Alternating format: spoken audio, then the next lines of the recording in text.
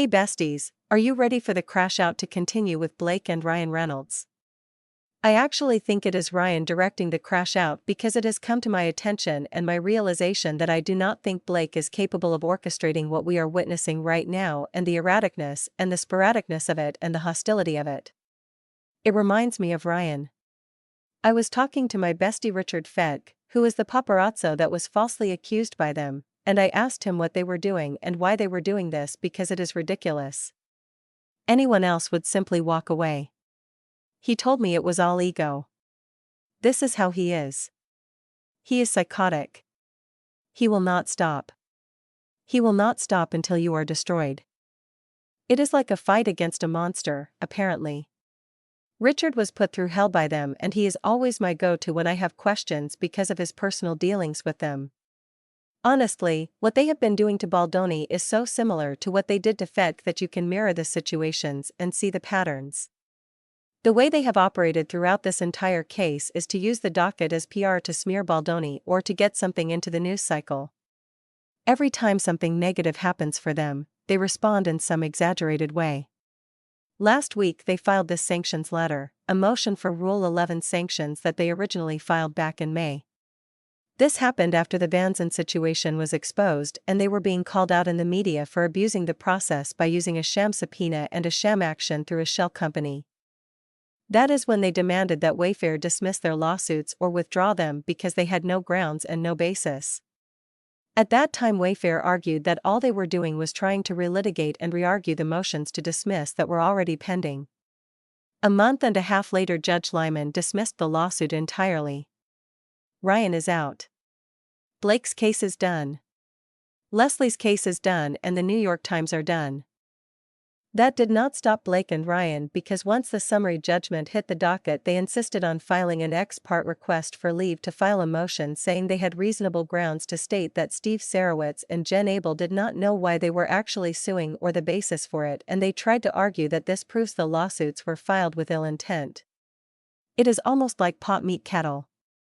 They attached depositions for Sarowitz and Abel, all under seal. We cannot see them. Obviously Mr. Friedman responded because they are asking again for Rule 11 sanctions.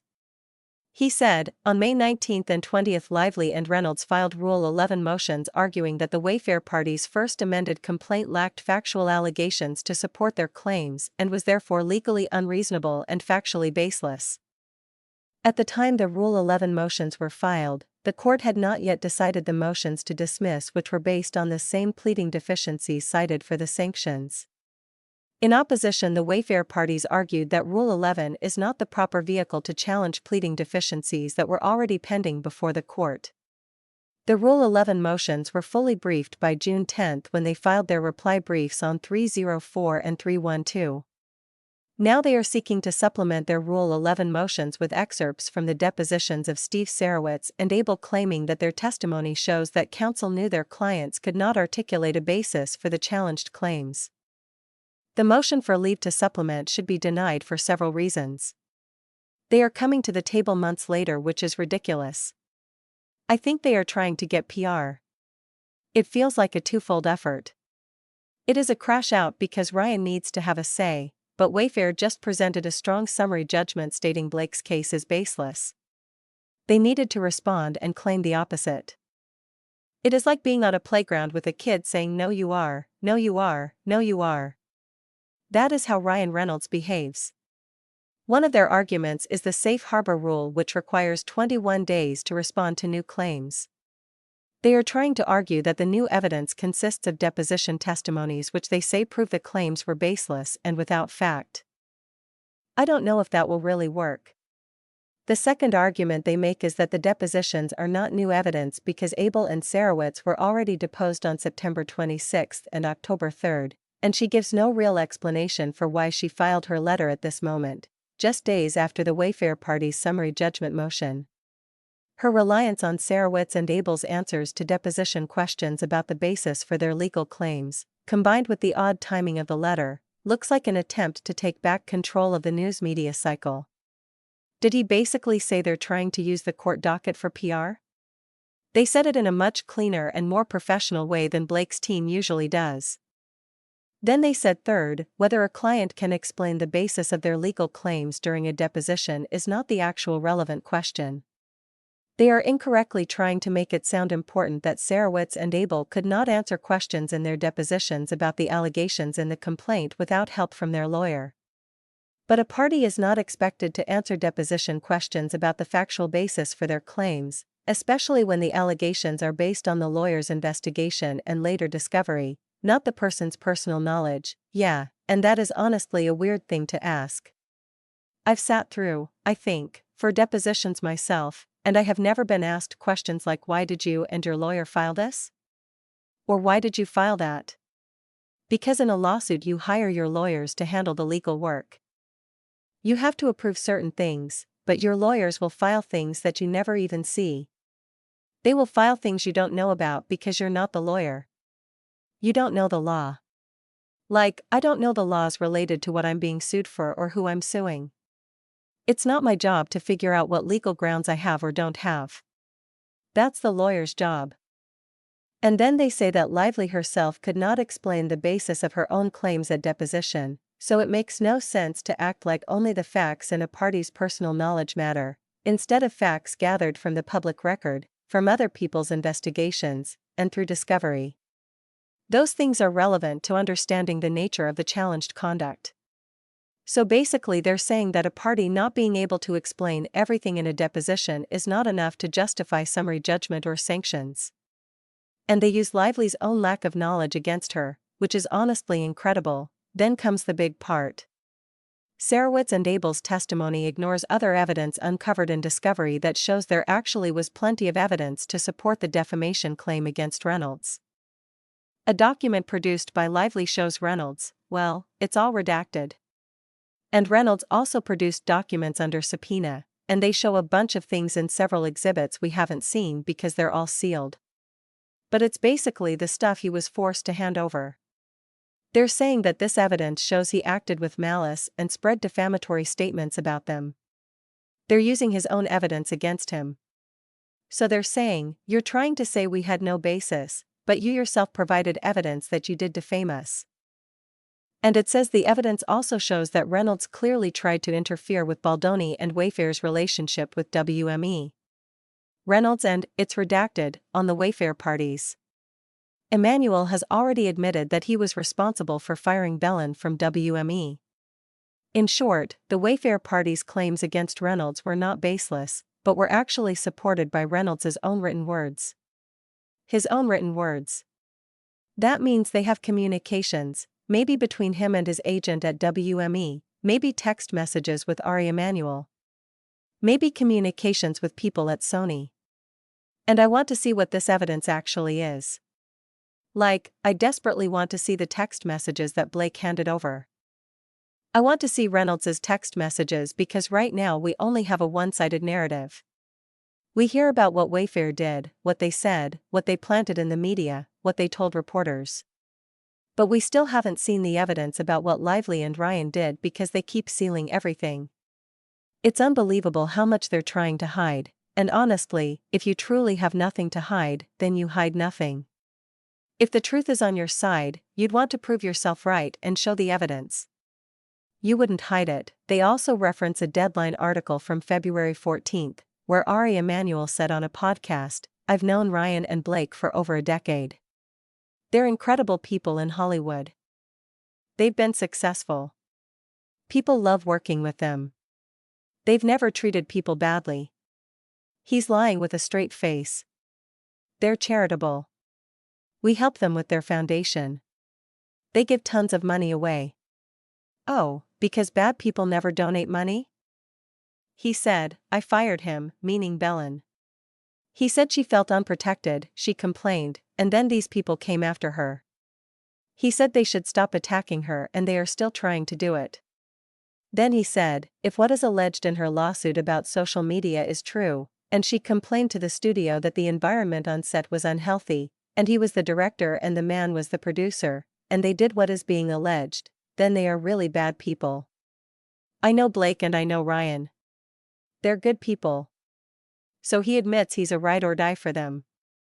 He admits he spoke with them.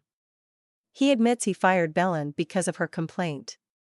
The crazy part is WME knew all of this the entire time. They only fired him because of PR. They knew what was happening when it was happening. There is testimony from a WME agent who talks about the extortion he believed Blake was using to gain control. They only dropped Bellon after she filed the lawsuit, not before, even though they already knew everything. And Ari making these comments is wild considering his entire agency has been sued for sexual harassment. Ari himself has been sued for sexual harassment. In fact, he had to pay a former employee millions of dollars. His agency, allegedly, was literally having porn filmed in the office during off hours, and women were even finding porn on the photocopy machines. Men were making crude comments about women's breasts, weighing them, and giving them gross nicknames. Ari himself is a sexual harasser, so it's extremely rich for him to call Bellon a very bad person. Yeah. Ari, can I find out if you're in the Epstein files? Seriously. I mean, his brother was the mayor of New York, not saying Ari is involved, but still, they're saying they have evidence of Ryan, in his own words, defaming them. They also have evidence showing Maximum Effort taking over marketing and intentionally excluding Baldoni. When Maximum Effort somehow got a contract with Sony, they decided the marketing strategy without consulting Wayfair at all. Sony executives had to be contacted by Justin's PR team to figure out what was happening. For example, Danny Megan, an exec at Sony, suggested they reach out regarding Maximum Effort content being captured later that week. The team wanted to know what was happening creatively, what was being filmed, and if Justin could participate fully in the marketing efforts with the rest of the cast. Matt Mitchell at JonesWorks emailed asking if Sony was supporting the Maximum Effort content and making sure it was an inclusive project, not excluding certain cast members. Jennifer Abel responded, clarifying that they weren't asking for Justin to be flown to New York with Blake or anyone else, they just wanted him incorporated into whatever content was produced. So, from the outside, it didn't seem like he was being excluded. Why would Maximum Effort even have a say in whether the director or IP owner was involved in marketing? Sony responded, saying that their content team was preparing a few pieces for Justin, which would be sent for approval on Monday. The digital team would also send a content calendar so everyone could see the rollout plan. Danielle Misher, a Sony executive, added that publicity would handle the remaining questions. It's clear that Blake's team was left out of the loop on marketing. Ryan excluded them and took over. Isn't that exactly what they've been claiming all along? And isn't the core of Blake's case that the marketing was changed to make her look bad? No. It was her husband's erratic behavior. Excluding others from marketing because he wanted to control a film he had no right to, and he couldn't handle being around someone better looking than him, like Justin Boney. That's just my opinion. Naturally, with so much evidence about to be unsealed, Blake's team is panicking. They're asking for a delay until December 19th. Their letter requests a continued extension of time for sealing because they claim they need more time to review 180 sealed records, even though not all of them are relevant to them. The letter is scattered, saying, "We need more time because there are 180 documents, but not all are ours." Some exhibits are from Sony Pictures Entertainment, some from subpoenas to Alex Saxes, a producer, some from Angie Janetti at Sony, and some are deposition testimonies. Blake can only control what she produced, she can't control how anyone else responds. Yes, there are 180 sealed documents, but fewer than 100 belong to Blake and Ryan, maybe 80 or 85. The majority have nothing to do with them. Many people are involved, and Blake is panicking about third-party notices. I don't know how the judge will respond, but she's all over the place. First, she proposes an extension for sealed documents from November 20th to December 8th. She also mentions over 275 filed exhibits, 183 under seal. She claims they weren't served on her until after the summary judgment deadline, referencing more than 100 sealed exhibits involving her. She also includes documents and depositions from 15 third parties. She has no standing to request extensions for third parties. If third parties need more time, they must ask the court directly. She claims various rules are being violated and says third parties were told certain decisions had been made, which isn't true. Initially, she requests the extension until December 8. At the very end, she also asks that producing parties wanting continued sealing or redaction be allowed to file a single omnibus submission addressing all requests within a week after the motion is fully briefed, or by December 19. She is trying everything to delay disclosure of what's on the docket. She's asking for extensions for people she has no standing to represent. The email exchanges between the parties are erratic. Blake can only request things for herself. Wayfair disagrees with her extension requests. They agreed to a 3-day extension but noted in communications with Blake's attorneys that Judge Lyman's rules on sealed documents apply to both sides. Wayfair said they didn't agree to extend further due to public interest in disclosure. They stated clearly that Blake has no right to make requests on behalf of third parties and has no standing for that. They're reminding Blake's team that the judge has already ruled there is a public interest in disclosure, and everyone must follow that. The judge made it clear that information cannot just be hidden. And then, of course, Blake's attorneys come back, upset and complaining. They're yelling about this, saying things like, "You spoke to third parties, how could you do that? You agreed to this, you agreed to that. Don't you understand that we have to respond to your summary judgment? We have to respond to your motion for judgment on the pleadings, and we have so much to do."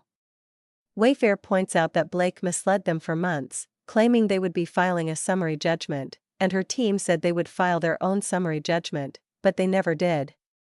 Wayfair was preparing based on Blake filing a summary judgment, which never happened. Then Blake's team starts yelling about third parties, but Wayfair responds, "Please do not speak for third parties.